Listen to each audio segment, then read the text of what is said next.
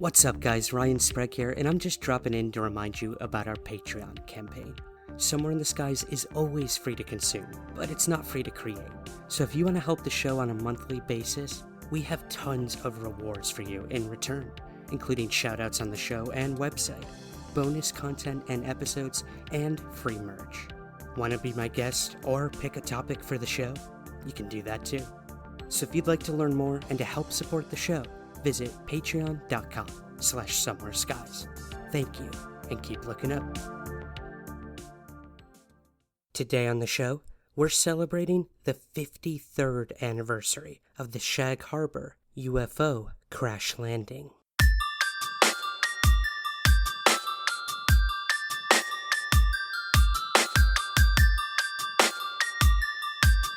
This is Somewhere in the Skies with Ryan Sprague.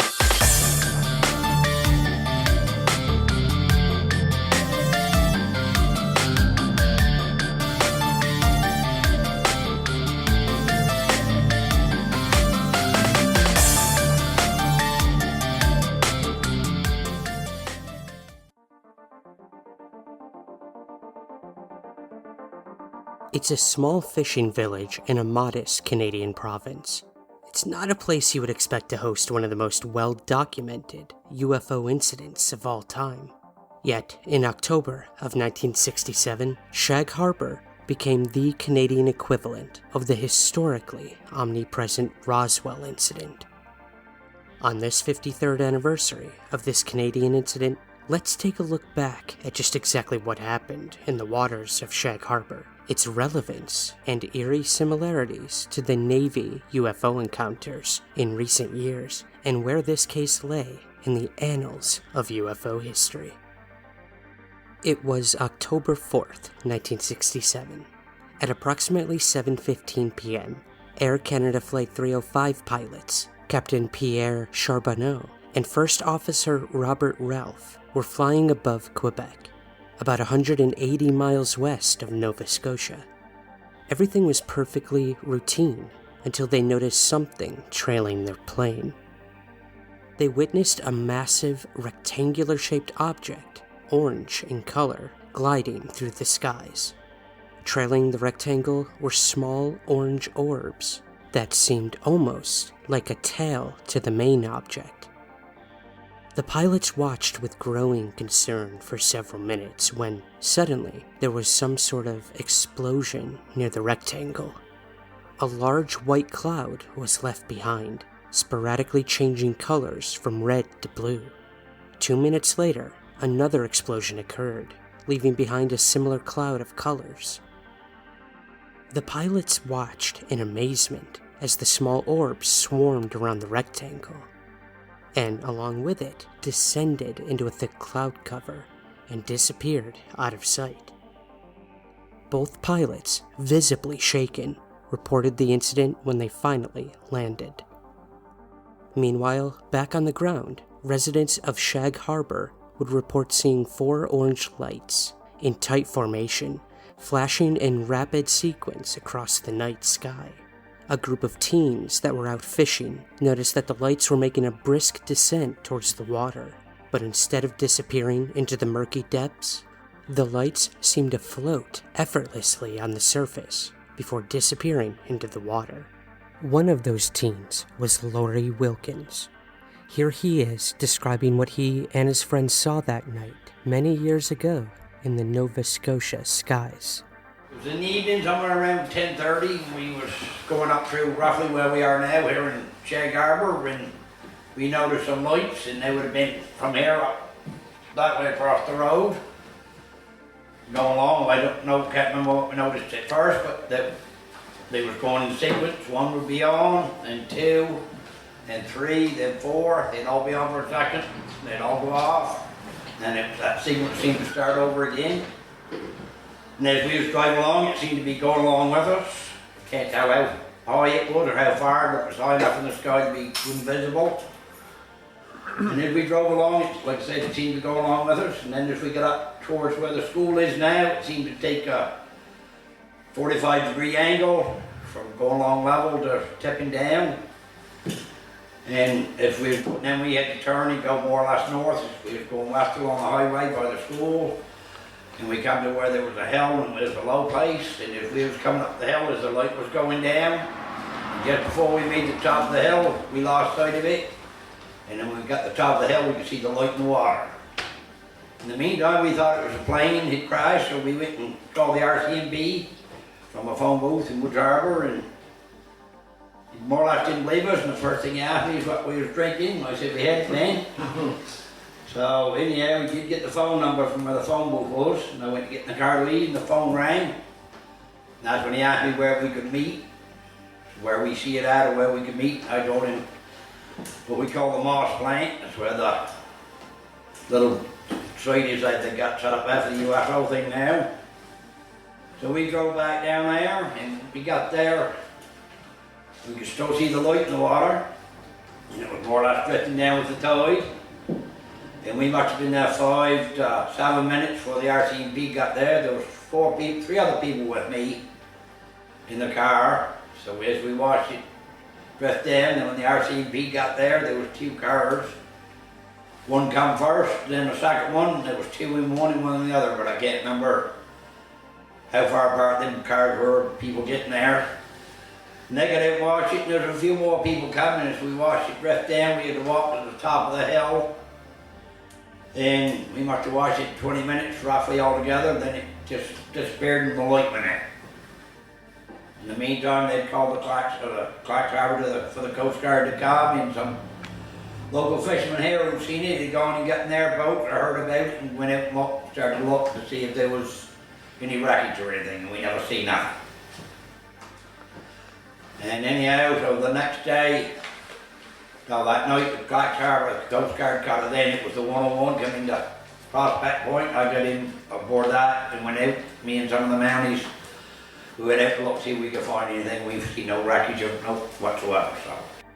Another witness who'd been fishing quickly phoned the RCMP to report the crash of an aircraft. The police dispatcher brushed off the young man, believing him to have been inebriated. But soon, over a dozen other calls flooded the station. Police immediately went out to investigate. Unbeknownst to the Royal Canadian Mounted Police, Constable Ron Pound was patrolling an area near the alleged incident. He witnessed the 4 orange lights moving at tremendous speeds. As he himself sped up his vehicle, he believed the 4 lights to all be connected to a single aircraft, and estimated it to be about 60 feet in length. He reached the shoreline, where he was soon joined by fellow officers, Police Corporal Victor Werbicki and Constable Ron O'Brien. Along with over 30 other witnesses, they all watched as the orange lights slowly changed to a yellowish tint and moved eerily slow across the surface of the water, leaving a similar yellowish-colored foam in its wake. Some witnesses claimed to have seen the actual structure of the object, reporting it as dome-shaped. Due to the exhaustive dedication by MUFON investigators, Chris Stiles and Don Ledger, they were able to compile a list of first-hand witnesses and individuals involved with the search and recovery efforts. What follows appears to be the most accurate timeline according to their research.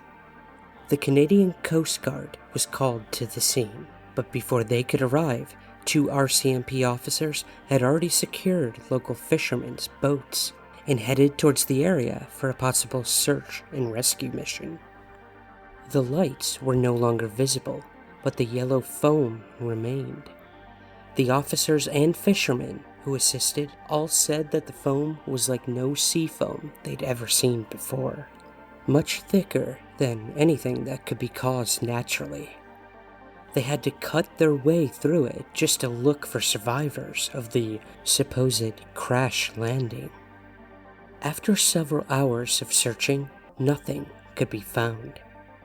The RCMP, along with the Coast Guard, contacted their local NORAD station and the Rescue Coordination Center, asking if there'd been any reports that evening of a missing aircraft, either civilian or military.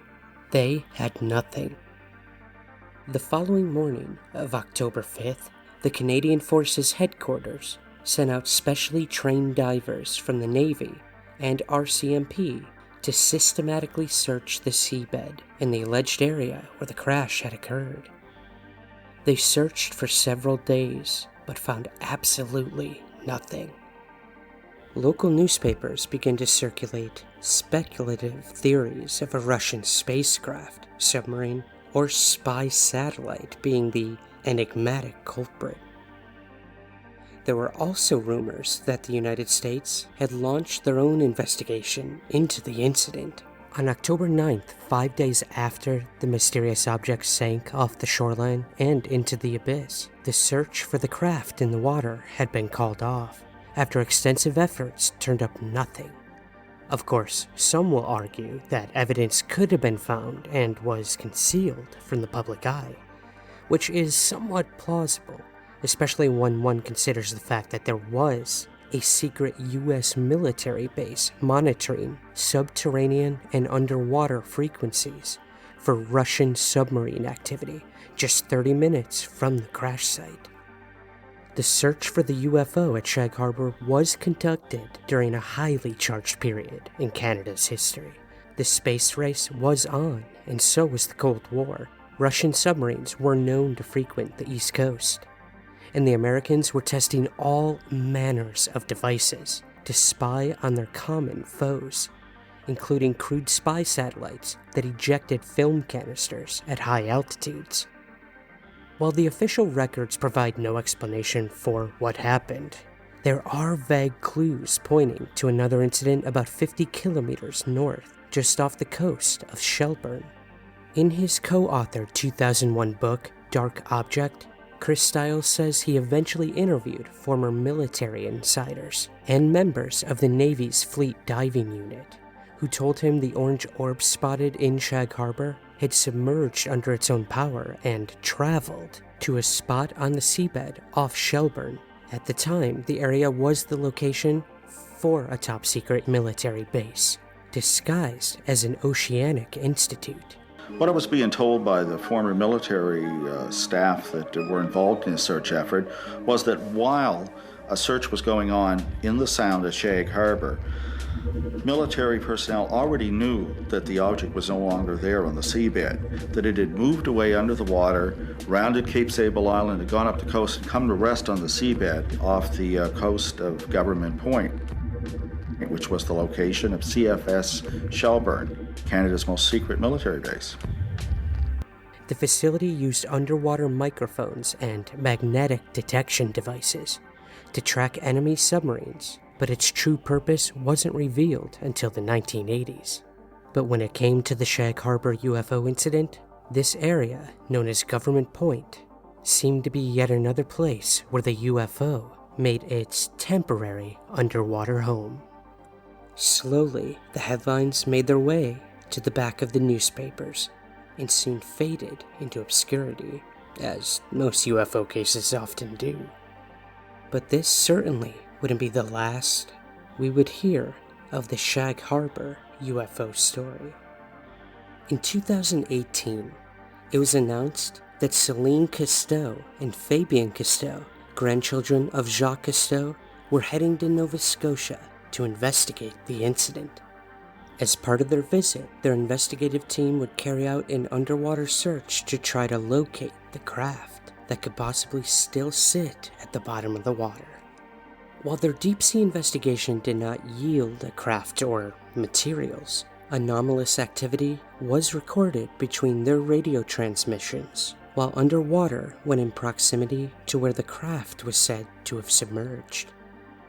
And even though this new generation of Cousteaus couldn't crack the case, the fact that their investigation revealed other anomalous activity is yet another layer of unexplained phenomena that could be attributed to whatever happened in 1967.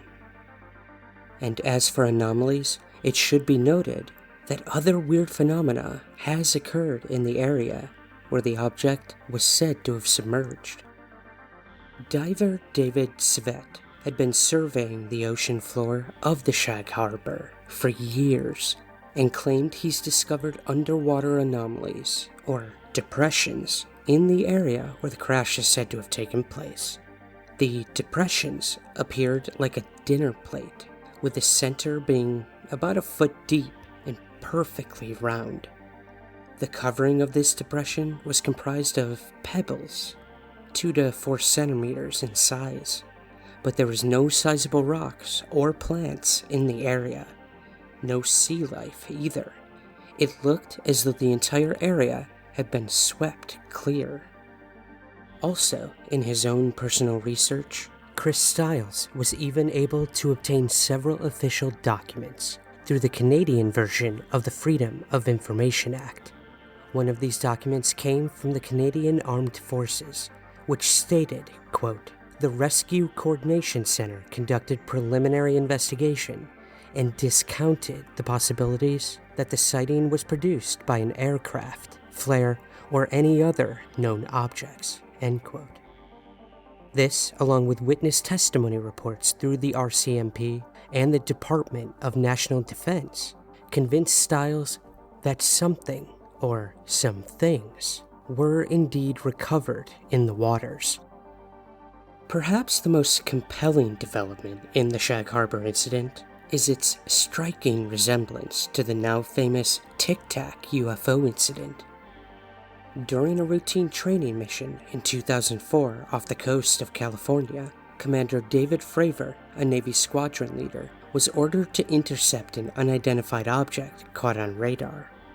While trying to visually investigate this object, which he described as being shaped like a tic tac, he watched in amazement as the object performed extremely unconventional maneuvers. Reacting to Fravor's pursuit, the object descended from 80,000 feet in altitude to 20,000 feet near the surface of the ocean, and then shot back up to 65,000 feet within 7 seconds, disappearing completely out of sight. While the Tic Tac UFO and its incredible maneuvers were compelling enough, what Fravor described next was what moved this to not just a UFO, but a possible unidentified submerged object as well. In an exclusive interview with investigative reporter George Knapp, Fravor explained that, quote, "It created a disturbance on the water, uncharacteristic of a helicopter or plane." You watched it for more than 5 minutes. You saw it as close as anybody got, and it was doing something really strange over a disturbance in the water. Yes. Was there something in the water? We don't know. So here's what it is. I'll say what drew us to it is it was a perfectly calm blue ocean day, no white caps, and there was white water. The white water was kind of in the shape of, you can call it a cross, but about the size of a 737. So take the 737, drop it, look at it from the top, and point it to the east, and we're down to the south of it. That's what the white water looked like. And the Tic Tac was moving around that white water. So we didn't see if there was something below the surface. Because, if it's 10, 15 feet below the surface, it's still going to cause the waves, those swells, to break over the top of it like a seamount. So we didn't see anything below. We just know there was something causing that water to break over the top of it on a perfectly, like a pristine, spectacular San Diego day is what it was. As if it was docking or interacting with something? Don't know. We first came back, so what was it doing? Was it interacting? Because obviously we talked, when we turned around, we couldn't find the disturbance in the water anymore. It was gone. So, normally if it's a real seamount, it's going to be there until, God removes it. So in this case, we said, I don't know, was it communicating? I don't know. I really don't know, but it could have been. So the real question remains, was there a submerged object either connected to the Tic Tac UFO, or literally controlling it? We may never truly know the answer to this question, but we can find similarities with actions taken by the Tic Tac UFO and the object witnessed in Shag Harbor. In fact, the event in Nova Scotia meets at least one of the traits laid out by the former director of the once secret Pentagon UFO program, Luis Elizondo. Under the Advanced Aerospace Threat Identification Program, or ATIP, Elizondo compiled a list of incredible capabilities commonly associated with UFO sightings. He called these traits the 5 observables. As stated on the To the Stars Academy website, they include 1. Sudden and instantaneous acceleration, 2. hypersonic velocities without signatures. 3. Low observability. 4. Transmedium travel. And 5. Positive lift. If we are to observe the actions of the Shag Harbor objects, it most certainly hits number 4, transmedium travel. Everything we build is purpose-specific for its environment. A plane looks like a plane, has wings, has engines, has a rudder, has a nose, because it has to be aerodynamic. Yet here's an object that can operate just as easily in atmosphere, in space, and potentially even underwater, and yet it doesn't change its design characteristics. What type of technology could allow that? Any one of these, mind you, would be an absolute game changer for any foreign adversary to have. Just one of them, it would be a game changer. This and several other observables make the Shag Harbor object most certainly an enigma. And while its performance may have in fact been compromised that day in the skies, and eventually in the waters of Nova Scotia, it begs for continued investigation, both by the United States and its northern neighbor. While it remains a mystery, the Shag Harbor incident lives on permanently at the Shag Harbor Interpretive Center. This welcoming center chronicles the sighting in great detail, allowing visitors to view television documentaries, newspaper articles, and an impressive exhibit on outer space. It's quite clear that Canada is not done with this case, and neither are the rest of us. Every year, thousands of people from all over the world make a trek to Shag Harbor, grab some lunch, and take in the Interpretive Center. The town also hosts an amazing annual conference, inviting speakers from all over the world to talk about UFOs, and of course, the Shag Harbor incident. Yours truly was supposed to speak at this year's Shag Harbor UFO Expo, but then the world kinda went on lockdown. So I'm looking forward to speaking in Shag Harbor in the fall of 2021, and I hope to see all of you there. It is definitely worth the trip. So what can truly be said about the Shag Harbor incident? The extraordinary testimonies given to Chris Stiles and Don Ledger were said to be highly credible. However, their names remain confidential to protect them from possible threat or security oaths by many of the military involvement. Therefore, the aforementioned information, just like most witness testimony by military and authority figures, was given off the record. No matter the case, something extremely strange occurred in Shag Harbor on that dark, cold night. It remains one of the most compelling UFO cases of all time, only bringing forth more questions than answers. It's left even the most skeptical minds scratching their heads. It could perhaps be best summarized with a quote from the October 14th editorial from the Chronicle Herald. Imagination, or natural phenomena, seem to be the weakest of explanations. It has been a tough week for skeptics. Here is primary investigator Chris Stiles commenting on the Shag Harbor incident. Several scientists have suggested over the years that UFO advocates should call attention to a single case, one so strong that it can stand up to scientific scrutiny and be established, after all, as a true extraordinary event. I'm not sure that this is the best approach, but I'm comfortable with it. And I'm sure that science is supposed to conclude or do what it would with such a case.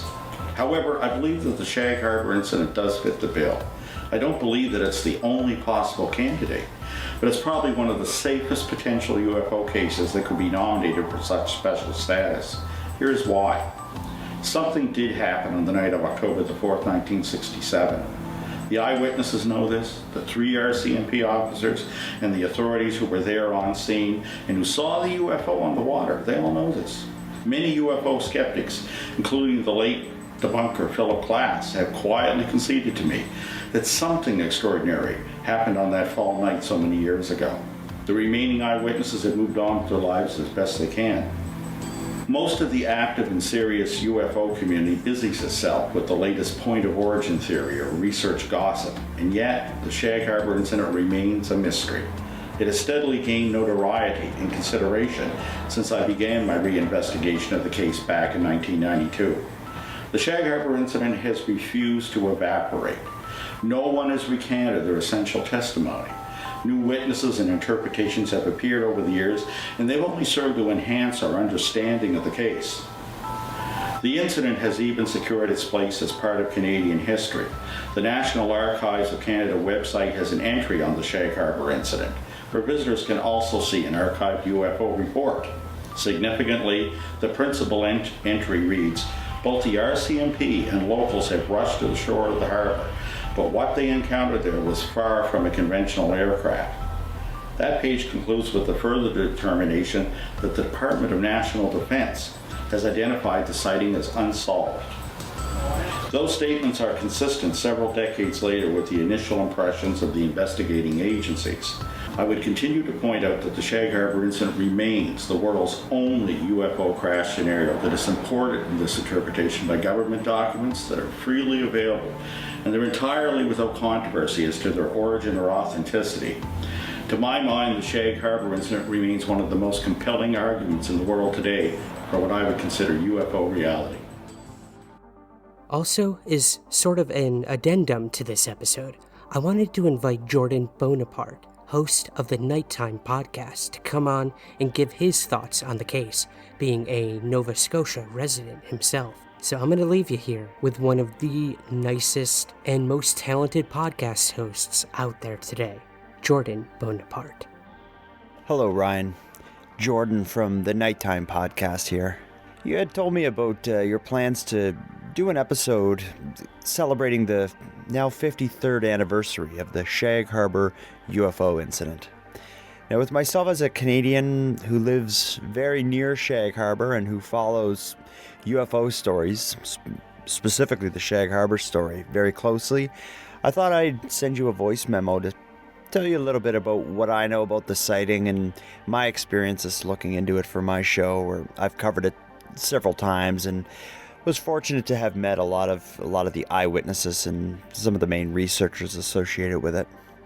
So as a Canadian involved in the UFO phenomenon, I can easily say Shag Harbor is one of the two main UFO sightings we have that people look to as, the biggest in Canada. On the west coast of Canada, there was the Falcon Lake UFO incident. On the east coast of Canada, where I am, there's the Shag Harbor UFO incident. Both happened within only a short amount of time, I believe about a year in the difference between the two of them. But the Shag Harbor UFO incident, at least in my opinion, is the most reputable, the most fascinating, and just the most noteworthy UFO incident, in my opinion as well, not just in Canada, in the world. And the reason for that is, in this case, in Shag Harbor, it's not a group of two guys who saw it, or two separate groups of three that saw it. It's a community that saw this. When the lights flew over Shag Harbor and seemingly crashed into the waters, there were people all over that community that noticed it. They all, a lot of them all went to the waterfront where the object was thought to have crashed into and where lights were visible. A crowd gathered there of citizens, and they watched the lights. They were there as the searchers arrived, and some of them even banded together and hopped on fishing boats and went over to where the lights were seen in the water, thinking that they were going to be approaching the scene of like an aircraft accident or something. But again, as I'm sure you'll get into in your episode, all they really found over there was some odd yellow foam that was said to have a sulfuric smell to it. But anyway, when you get into the UFO sightings and events, so seldom is there any kind of physical evidence, and because of that, we're left looking to the eyewitness accounts and gauging the reputation of the witness, and monitoring their story over the years to see if there's any changes in it that may indicate maybe either dishonesty or exaggeration. In Shag Harbor, you don't have that. The witnesses who were there that night in 67, in a lot of cases, they're still living in Shag Harbor. They attend the annual UFO convention that's put on there, the UFO festival in Shag Harbor. And they've been telling the same story for years. And all they really want is both some people to believe them and take it seriously, but also they just want an explanation for what had happened. I've been fortunate where, again, I live near there. I went to the UFO festival, I think the last 5 or 6 years. I was a speaker at last year's when, I'm sure you're aware of this, but the Royal Canadian Mint issued a commemorative coin that was celebrating the UFO event. So the last year's festival there was a lot of publicity surrounding it, mainly because of the release of this coin, which was quite spectacular. But anyway, at the UFO festivals, you have those same witnesses. They want belief. They want someone to explain to them what had happened, and their stories haven't changed. There's very little exaggeration, but when you meet these people, it's not like going to. Again, I'll try to paint the picture as someone who's been to the UFO festival in Shag Harbor a lot. It's you drive to the middle of nowhere, and it's this tiny little fishing community that you're almost like, when you get there, it's so far away from anything of, that you would expect to go to if you come to Nova Scotia as a tourist, let's say. You're driving so far away from that, it's almost, when you get to Shag Harbor, you would almost question why people even live way out there. But what you do find is a odd looking yellow building with like a sign on the front of it that says UFO Museum. And then there's a little spot where there's on the side, like on the shoreline, where there's a sign pointing over there saying that this is the site of the UFO sighting of 67. But it's a really cool place, and when you go to the UFO conventions there, it's just at like the kind of a community hall where you'd expect a bingo game or something. But when you get in there, it's not like a Star Trek convention or something with all these strange sci-fi kind of things happening. You see, much like I guess the crowd that would be at a bingo game, you just see all members of the community in there. They all have a story about the night, the UFO flew over and crashed into the water. They're not trying to capitalize on it financially. They're just there to tell their story, and it's almost like going to like a AA meeting, except instead of them sharing the story of how they started drinking or something, it's the story of my dad, he to his dying day swore he saw it that night, or or I was a little kid and I saw it and I've never gotten over it. So it's the people who listen to your show that are really like the UFO heads. Like, they gotta make a pilgrimage to Nova Scotia and attend this convention, because I've been to a lot of UFO conventions that seem more interested in selling product and promoting ideas and this sort of thing, or promoting TV shows or specific groups or something. The Shag Harbor UFO Festival is the most sincere and genuine, where it is absolutely just an event where the eyewitnesses are there and the community is there, and they're just celebrating / leaning on each other with the story. So it's a cool spot. But yeah, I guess for me, what makes it so fascinating is how many people saw it, how there's no explanation for it. There's a lot of theories. Some people think it was flares that were maybe being tested. Some people think it could have been a satellite just passing through the sky that just kind of tricked them.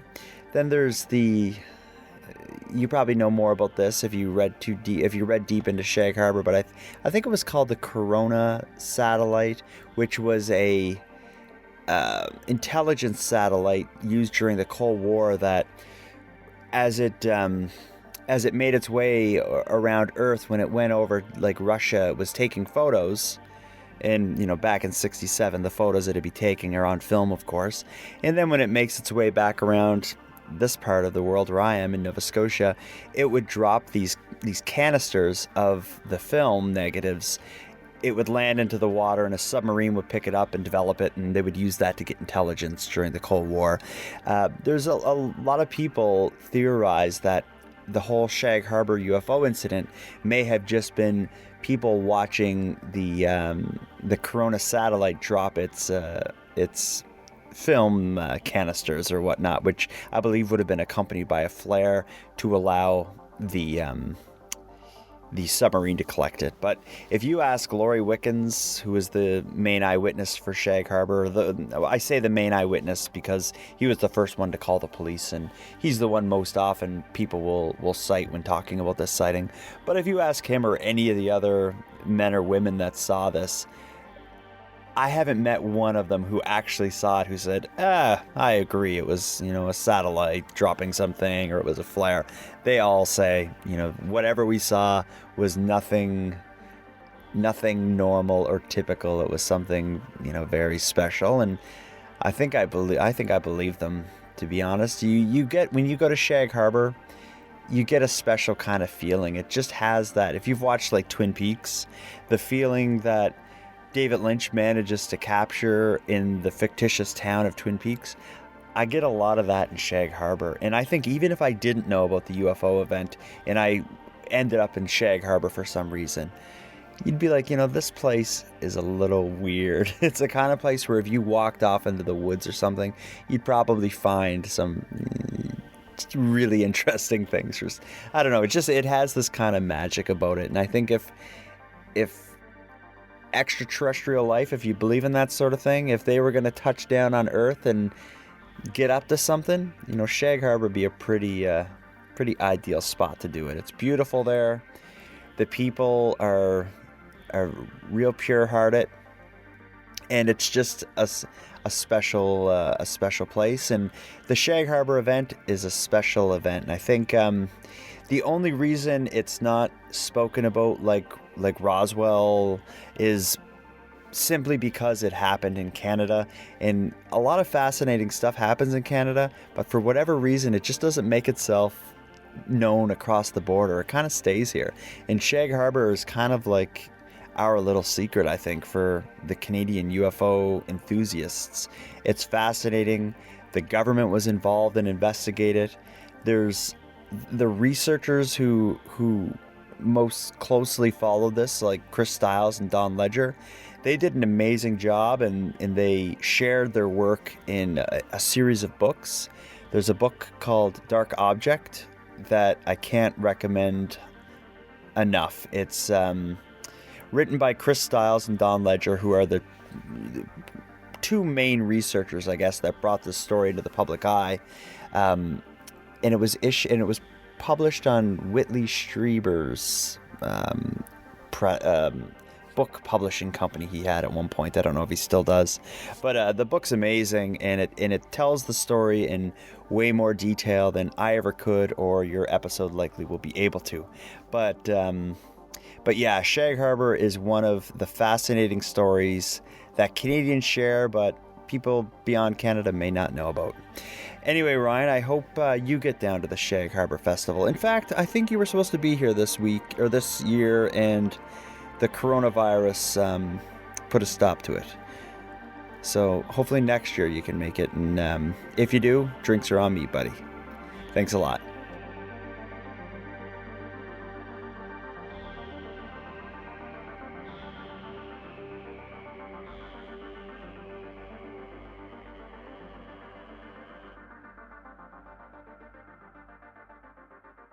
Somewhere in the Skies is produced by Third Kind Productions in association with the Entertainment One Podcast Network.